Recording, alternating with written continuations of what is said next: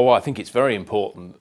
Many commentators, including myself, went into the first debate thinking debates don't make much difference, and when they do, they're the exception that proves the rule. That first debate, I think, proved a lot of people wrong. It shifted significantly the poll numbers in favour of Romney, and poured huge pressure on the incumbent. So Obama really he can't draw tomorrow. He really has to win to right the ship. So I think the pressure is very much on President Obama, perhaps less so on Romney. But Romney also has to live up to the expectation that he brought to such a high level last time out. So I think it's one of the most consequential debates in recent American political history, if I can not oversell it.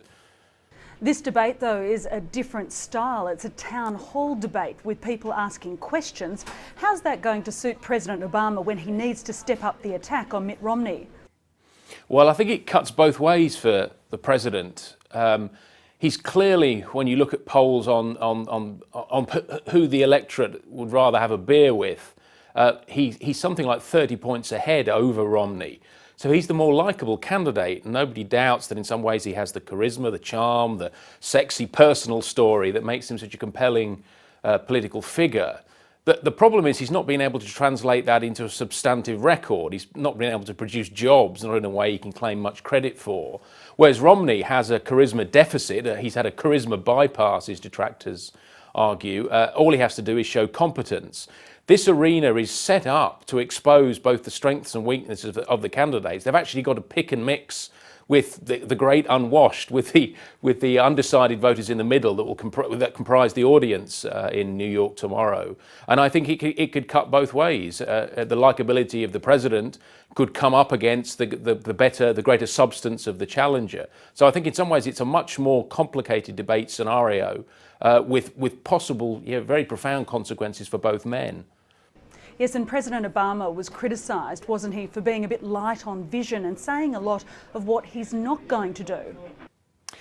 Yes, I mean, it's difficult to really, when you compare the man we saw 4 years ago, who seemed to embody everything that was good and new and transformative about the American political system and the Republic more generally, and to compare that with a much more diminished figure now who's playing a safety-first game, it is really quite remarkable. I don't think Romney can believe his luck that the president was so lacking in animation and fight. So it makes me think that in New York, Obama can't perform worse than he performed 2 weeks ago.